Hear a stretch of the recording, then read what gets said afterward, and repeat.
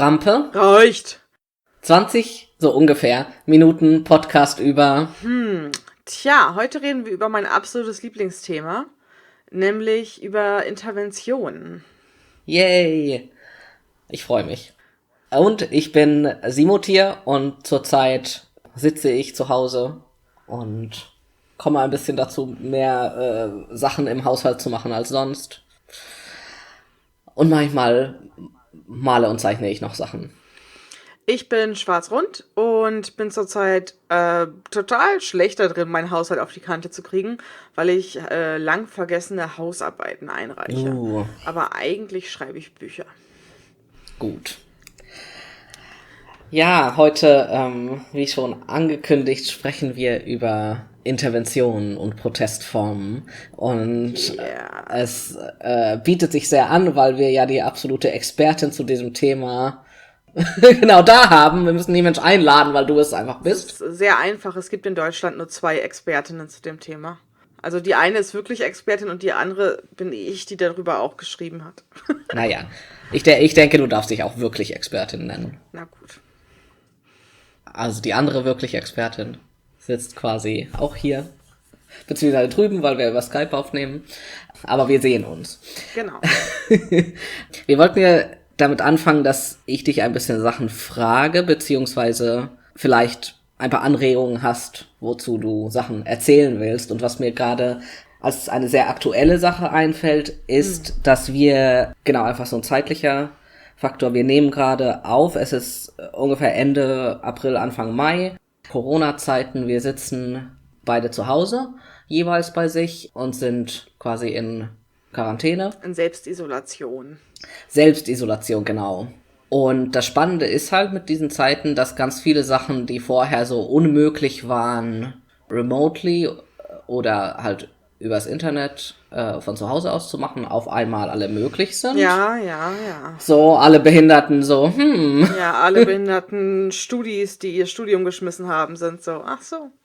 Ach, so geht's auch, ja. Ach, und alle Online-Unterricht. We talked about that suddenly. before. Und Leute, die zum Beispiel von zu Hause arbeiten könnten, wo gesagt wird, nein, das geht auf keinen Fall, du musst ins Büro kommen. Auf einmal geht das.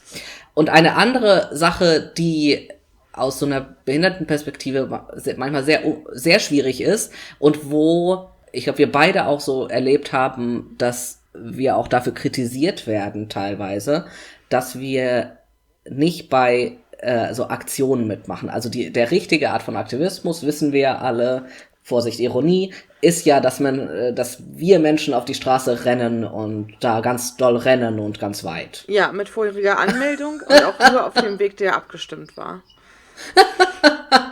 Zwischen 2 und 4. Exactly.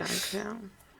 Und ich zum Beispiel gehe seit Jahren nicht mehr auf Demos mit einigen, sehr wenigen Ausnahmen, weil diese einfach unzugänglich sind und zum Teil zu gefährlich.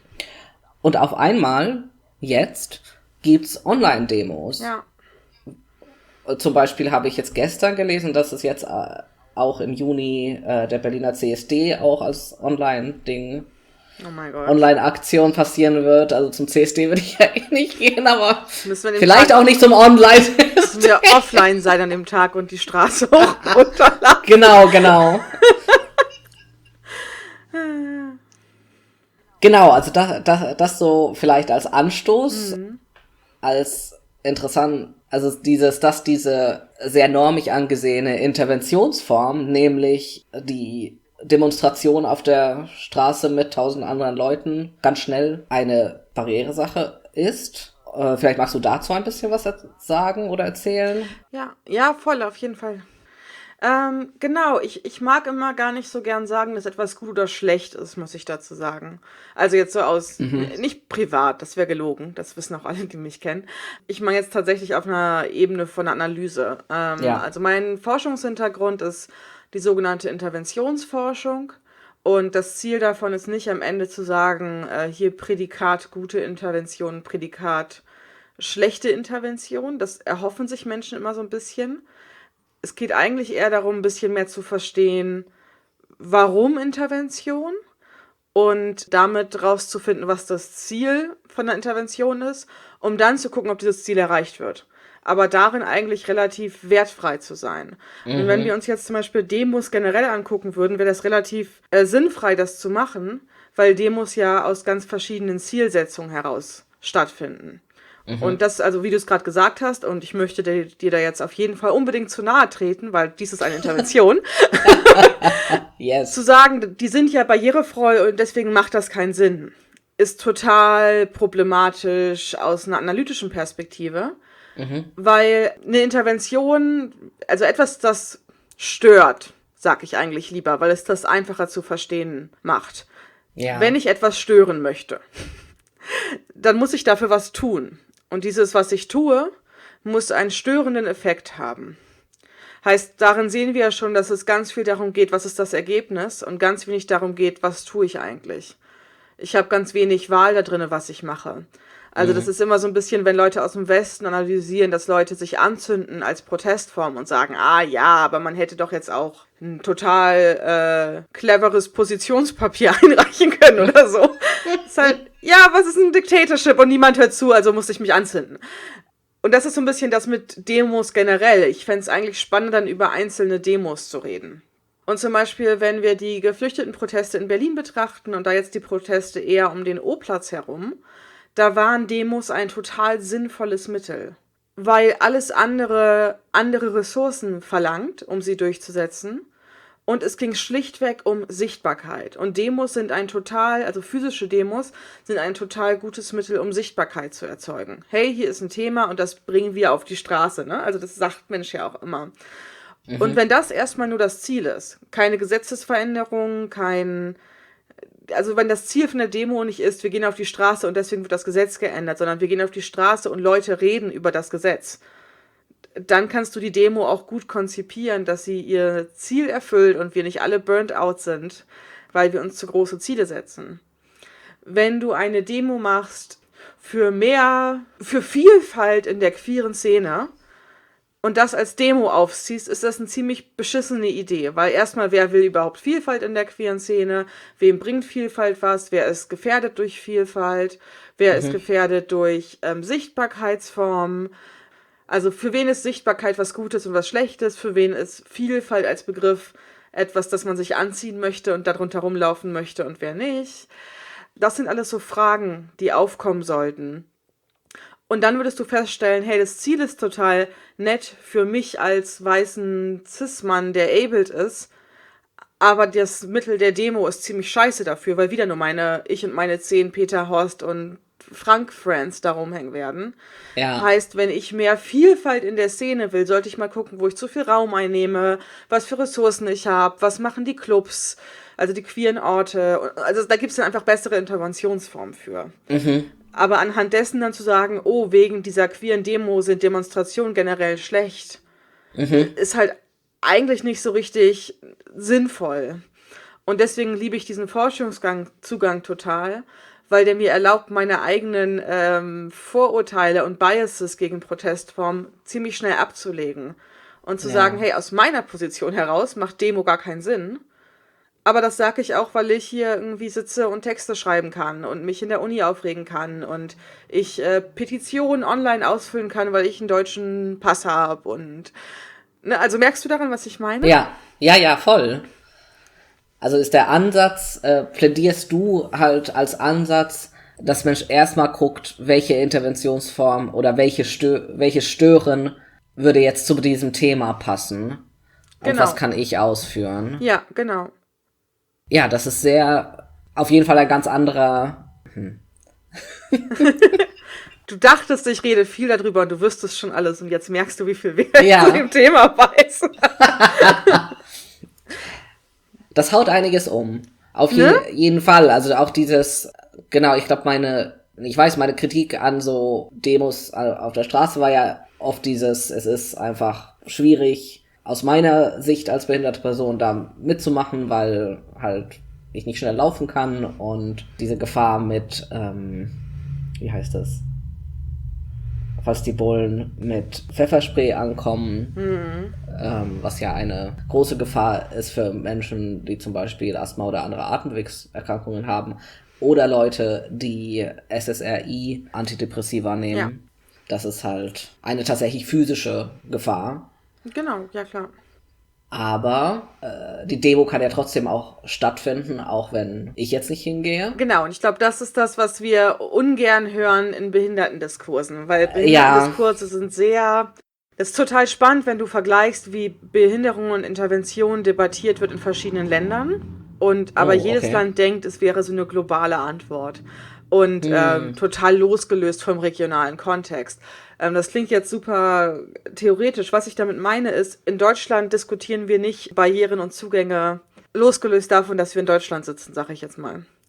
Und in Deutschland haben wir halt durch diese Bewegung um Klaus Hoffmann, der gerade gestorben ist, der hat dieses Kultur für alle, diese Doktrin eingeführt in Deutschland in die Politik, die besagt hat, dass Kultur quasi für alle zugänglich sein muss. Das war damals relativ radikal, das so zu fordern. Deswegen haben wir diese ganzen Tickets für behinderte Personen, für Hartz-IV-BezieherInnen, alles Mögliche halt, ne? Dass wir ganz viel Jugendtheater haben in Deutschland und Chore noch und nöcher. Also diese unglaubliche Vielfalt an Zugänglichkeit von Kultur.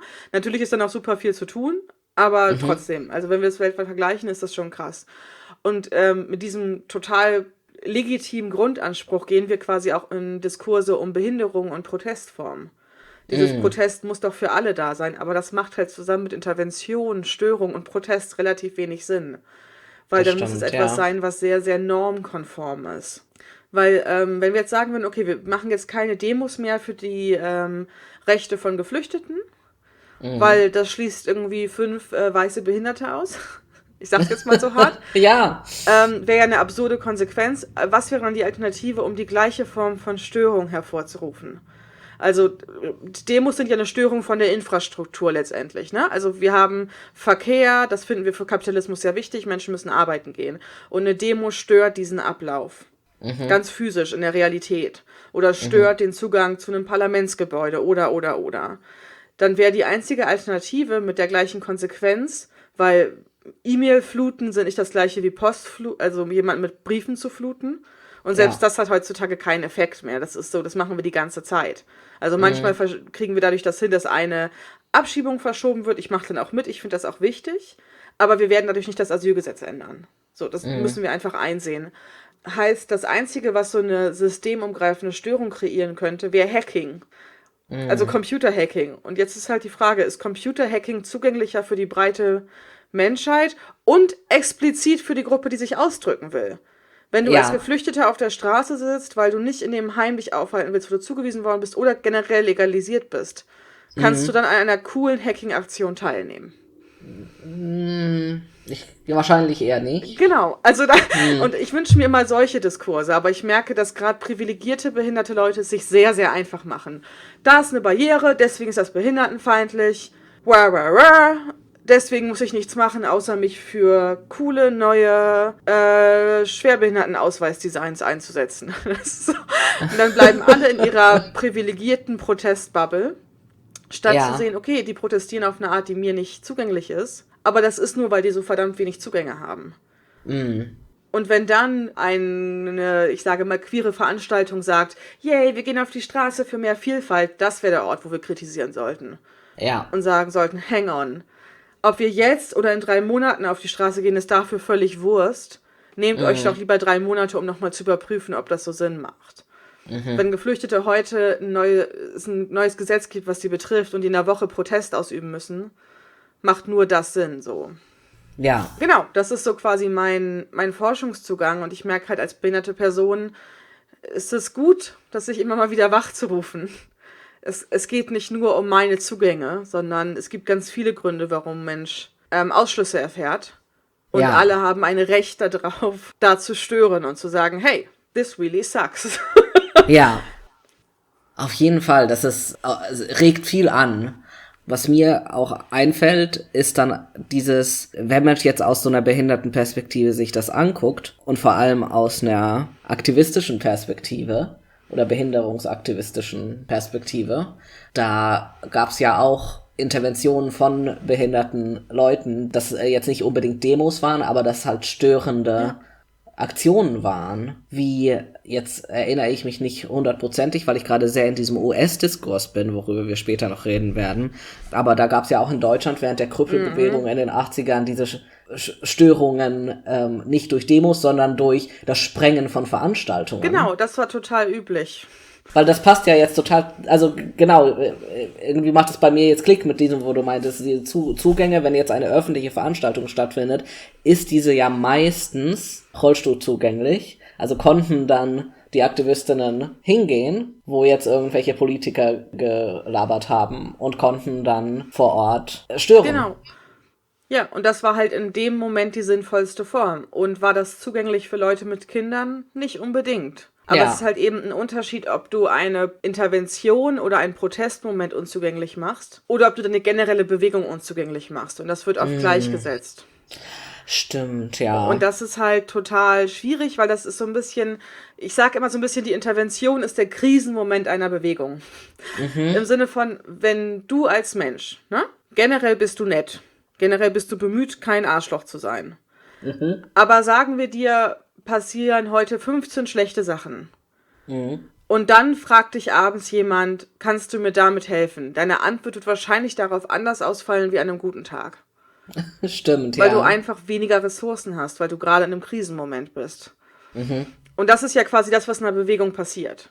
Also wenn wir jetzt sagen, eine Community, der geht es so lala und dann kommt ein neues Gesetz, das verschlechtert alles, dann sind die in einem Krisenmoment. Und Krisenreaktionen sind in sich per se nicht besonders nett anderen Positionen gegenüber oder auch nicht mitdenken gegenüber allen Positionen, die Teil von ihr sind, weil es ein Krisenmoment ist. Und Krise bedeutet, uns wurden Ressourcen weggenommen.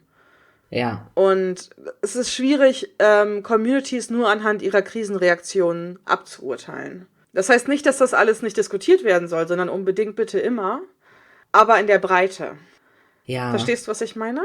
Ja, auf jeden Fall. Da muss ich jetzt auch ganz viel dran denken. Also wäre ja das Ideale, dass eine Gruppe oder eine Bewegung es quasi im Voraus versucht zu planen, wie handeln wir, wenn ein Krisenmoment kommt. Ja, das wäre perfekt. Vielleicht möchtest du dazu was sagen, weil mir fällt ein konkretes Beispiel ein, nämlich die Black Lives Matter Bewegung in den USA, die ja auf eine ganz andere Art und Weise strukturiert ist, als was wir es so kennen. Genau, also die sind ja in der Krise entstanden als Grassroots-Bewegung und in der Krise auch geblieben, weil schwarzes Leben ist Krise.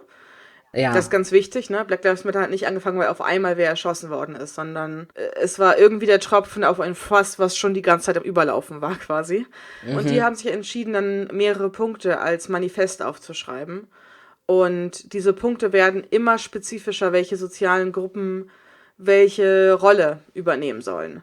Und ein Punkt ist halt eben, dass schwarze Transpersonen nicht nur mitgedacht werden sollen oder irgendwie nett Teil der Bewegung sein sollen, sondern die Führungsposition übernehmen müssen. Ja. Und damit wurde halt versucht abzusichern, ob das erfolgreich ist oder nicht, wäre quasi dann nächster Moment, aber der Versuch ist trotzdem total spannend, zu sagen, okay, in der Krise werden wir in Machtverhältnisse verfallen. Wir werden wieder den Lightskin-Cis-Typen vorschießen, der akademisch gebildet ist und so weiter und so fort, nicht migriert, bla bla bla bla bla. Wie können wir das verhindern, dann wieder uns so zu verdünnen, ich weiß nicht, wie man das in Deutschland so runterzuwaschen, auf das am meisten akzeptierte Maß an Schwarzsein. Was halt eben cis und lightskin und abled und dünn und akademisch und jung und so weiter ist. Und English speaking, ganz wichtig, also englischsprachig. Und ich denke, das wäre eine Sache, die ich mir viel mehr wünschen würde. Nicht nur nettes Besprechen über die nächste Party, sondern was machen wir eigentlich, wenn? Das ist nie eine geile Frage, aber bringt meistens ganz spannende Ergebnisse. Ja. Und das andere ist halt auch, wenn wir wissen, dass wir in Krisen Protestformen wählen, die nicht für alle zugänglich sind, wissen wir auch, dass da nicht alle mitmachen können. Das heißt aber auch, dass wir dann wissen, dass wir nicht den Wert von Aktivistinnen daran messen können, was sie wann, zu welchem Zeitpunkt mitmachen. Und das würde zum Beispiel bedeuten, für die linke Bewegung nicht mehr zu denken, dass die geilsten ProtestiererInnen immer die sind, die auf Demos gehen. Das ist einfach nicht für alle zugänglich. Ja. Und das ist okay, dass das nicht immer für alle zugänglich sein kann, weil Capitalism und so weiter und so fort. Aber das heißt, das darf auch nicht der Maßstab sein für die Qualifikation als Aktivistin. Ja. Und dann müssen wir dafür andere Maßstäbe finden. Oder Maßstäbe sein lassen, aber das wäre dann quasi, davon sind wir noch weit weg. Wow, vielen Dank für diese sehr umwühlenden und intensiven Eindrücke, die du geteilt hast. Ich glaube, das wird sehr vielen Leuten wie mir auch was bringen. Ich freue mich voll, dass wir dieses Thema gewählt haben und denke, dass es auch Sinn machen wird, dass wir in Zukunft weiter am Ball bleiben, was dies angeht. Weil dieses Thema, merke ich, ist halt tatsächlich sowas, wo wir, die halt nicht an den Unis sind, nicht akademisiert sind, von den Menschen wie du, die dieses Thema erforscht, was mitnehmen können oder von dir lernen können, wie wir besser in unserem Aktivismus in Zukunft handeln können. Was ja das Ideal ist, so, wenn es um Akademie und Forschung geht. Und da fallen mir jetzt tatsächlich nicht viele andere Sachen ein, wo ich tatsächlich Interesse hätte, mich mit einer akademischen Person hinzusetzen und sagen, ja, erzähl mal. Also danke. Nee, auf jeden Fall. Ich habe doch noch was mitgebracht. Und zwar ein kleines YouTube-Video von einer Serie, die ich ja sehr, sehr gerne gucke. Die heißt Drunk History und dort werden diverse Spirituosen konsumiert und danach versuchen berühmte Leute oder halbberühmte Leute Geschichte wiederzugeben. Und es gibt eine Folge, die behandelt die Krüppelbewegung in den Staaten. Wir werden euch die auch in die Shownotes verlinken. Und alles an dieser Folge ist großartig, weil sie eine ganz wichtige Intervention in der Geschichte behandelt. Aber was ich eigentlich ansprechen möchte, ist, wie toll das gecastet ist. Es ist so lustig, weil quasi das Betrunkene wird nachgespielt von SchauspielerInnen immer in historischen Settings, was unglaublich lustig ist. Und hier sind einfach alle Rollen, selbst die Rollen, die eigentlich nicht behindert sind, mit behinderten Personen besetzt. Also falls ihr, wie ich, sehr nerdy seid, was behinderte SchauspielerInnen angeht, werdet ihr hier viele bekannte Gesichter wieder treffen, inklusive einem großartigen Auftritt bezüglich einiger Statements, die von betrunkenem, gesprochenem Englisch übersetzt werden in ASL, also die US-amerikanische Gebärdensprache, und das ist eine der lustigsten Sachen, die ich je gesehen habe. Oh ja, diese Folge ist genial, was das angeht und auch was den Inhalt angeht. Dieses Sit-in von Behindertenaktivistinnen in San Francisco in den 70ern, die dann durch dieses Sit-in, also es war keine Demo, sondern sie saßen tatsächlich in dem Büro von dem zuständigen Sachbearbeiter, sag ich mal, im Rathaus für, ich weiß nicht mehr auswendig wie viele Tage, über einen Monat. Ja. Um eine Gesetzesänderung. Eine Unterschrift unter eine Gesetzesänderung zu kriegen. Das ist das Absurdeste daran. Die Gesetzesänderung war ja schon textfertig. Er musste es einfach nur noch gegenzeichnen. Genau. Und das hat Jahre gedauert. Ja, also diese Folge ist so eine sehr gute Kurzfassung über diese unglaubliche Aktion. Sehr zu empfehlen. Jetzt neu auf Netflix auch eine längere Doku dazu, worüber wir bestimmt noch mal ein anderes Mal reden werden. Ja, generell über die ganze US-Bewegung machen wir bestimmt noch mal eine Folge. Genau, also diese Doku heißt auf Deutsch Der Sommer der Krüppelbewegung. Ganz, ganz dolle Empfehlungen, ganz, ganz viele Herzen. Es war unglaublich, sich das anzugucken. Und es war sehr lustig, weil du gerade mir diese Drunk History Folge empfohlen hast und ich gerade diese Doku geguckt habe. Und genau. Jetzt muss Schwarz-Rund sich nochmal die Doku angucken. Genau. Damit wir dann später nochmal zusammen drüber reden können. Aber das erstmal so ist vielleicht kleine Einführung zu Protestformen und Interventionen. Ja, und das ist vielleicht der eine Moment, der das so gut zu der heutigen Folge hinführt, ist, in der Behindertenbewegung damals waren relativ viele Leute weiß, aber es waren auch schwarze Leute mit dabei und es waren auch Veteranen mit dabei. Und die waren aber auch trotzdem nochmal selber organisiert, eben als Black Panthers und als die Veteranenbewegung. Und das war bestimmt nicht nur einfach und bestimmt nicht nur easy peasy, aber letztendlich sind die dann zusammen dort gewesen, haben zusammen alles daran gesetzt, dass sie die Unterschrift kriegen können für diese wichtige Gesetzgebung und hatten Behindertensex im Rathaus, was ich wichtig und richtig finde. Yes. Genau. Ach. Das war eine etwas längere Folge heute, sicherlich sogar noch nach dem Schnitt. Ja. Das ist okay, das ist ein wichtiges Thema. wir bilden uns einfach jetzt alle ein, dass das 20 Minuten Genau. waren. Genau. Ihr könnt uns unterstützen. Und zwar über Patreon. Das geht auf patreon.com/rampereicht. Und die nächste Episode gibt's dann in 2 Wochen ungefähr. Genau, davon ungefähr, genau. Wieso ungefähr? Achso, in 2 Wochen, ja. Das alles, wird alles hier streng eingehalten. Ihr fahrt davon entweder ganz klassisch über YouTube oder auch über Social Media. Zum Beispiel findet ihr mich überall als @schwarzrund. Und mich findet ihr fast überall als Simo-Tier, manchmal noch mit einem Unterstrich dahinter. Und ja, wir sind Verrückt, behindert, krank, in Selbstisolation, queer, trans, Afro-Latina, migriert. broke as fuck und manchmal geht's ganz gut. Und dieser Podcast Ist es auch.